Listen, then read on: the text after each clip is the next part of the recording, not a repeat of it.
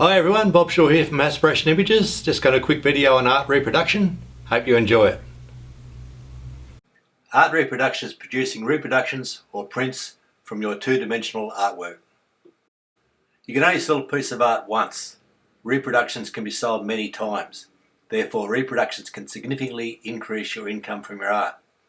If you sell your original work without making reproductions, then you're severely reducing your potential income. People may see your piece in a gallery or exhibition and want to have it, but struggle with the investment required. Buying a reproduction not only allows them to have your work on display, but actually increases the value and desirability of the original work. So why not just take pictures with your phone and print them? Most cameras are designed to enhance the image taken. In a landscape, if the sky is more blue or the sunset is more red than in real life, then people will like your photo on Instagram or Facebook. However, with art reproduction and product photography, that is not the case. Accurately capturing the real colour and presenting it to the customer is vital. If someone buys a product based on the photograph, it's not the same. When they receive the product, then they may be justifiably upset. A lot of people cannot say what a colour is when asked, but put the original beside the reproduction and any variations are usually easy to see. If you photograph a known colour source, then software can be used to correct the colours. This is the Colour Checker Passport.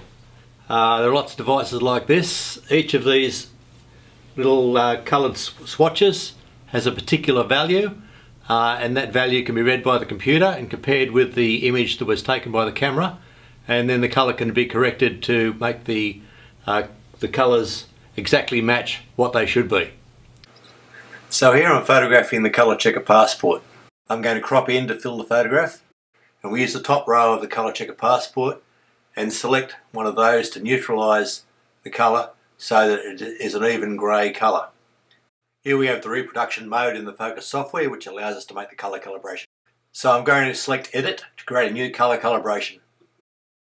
So I add the plus symbol, and then I come to the picture of the Colour Checker Passport and I ask it to find the colour swatches, which is done. So it's auto-located those, it's calibrated them, and now it's going to create a profile based on those colour swatches. A new colour profile has been created. So now all I have to do is select that in the colour calibration, that new profile I just created, and then my camera is now calibrated for the colours that are in that Colour Checker Passport. I've simplified the setup here. There would normally be a different lighting arrangement, but you wouldn't be able to see what was going on if I put in all the lights and reflectors and so on that are being used. I'm going to take a shot of the artwork, and that will be transferred to the computer, which is tethered to the camera. I'm using Hasselblad camera, which is the same brand of camera they took to the moon, very accurate in colour, and the associated focus software is running on the laptop computer. So here's my photograph of the artwork. Normally, of course, the artwork would not be framed. I need to remove the frame because it casts shadows, and any glass needs to be removed. I'm going to export a TIFF file from the photograph. I'm not going to use a JPEG file because the JPEGs only have 256 shades per colour. A TIFF file, 16-bit, will have 64,000 shades per colour. I export that at full size and produce a file from that. The output file is actually very large. In this case, it's going to be 220 megabytes. So it's a significant size file and can be used to reproduce high quality images. And that becomes the output file. So the output files are produced either for web or for printing. You can take the file with you and go and organise your own printing, or we can print it for you. We can actually provide a complete fulfilment service for sites such as Etsy, where you sell online, and then we can arrange the printing and distribution for you. For best results, we would use an archival matte paper, but in this case it's only going to be a commercial print, so I'm just going to use Ilford semi-gloss paper. It can of course also be printed on canvas. Then I select the size of the print. The print should be, in most cases, the same size as the artwork, which I've measured.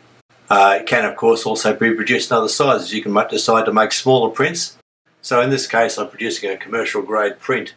What you should consider though is limited edition prints. These are archival prints on matte paper signed by the artist. And these have an edition of say 200 or whatever you may choose. and a person can buy those and know that there's a scarcity of these prints because they will only be made up to that size of the edition. They're all individually numbered and signed by the artist and printed on archival matte paper, so they'll last indefinitely. These are extensively used by artists such as Pro Hart and Norman Rockwell, and they provide an inheritance for their descendants long after they've passed away. And you may start with a lower price, earlier ones in the edition, and increase the price as the edition runs out. And you can sign them in advance and leave them as a legacy. Thank you for your attention. I hope you found this information useful. For more information, please see our website at aspirationimages.com. Thank you.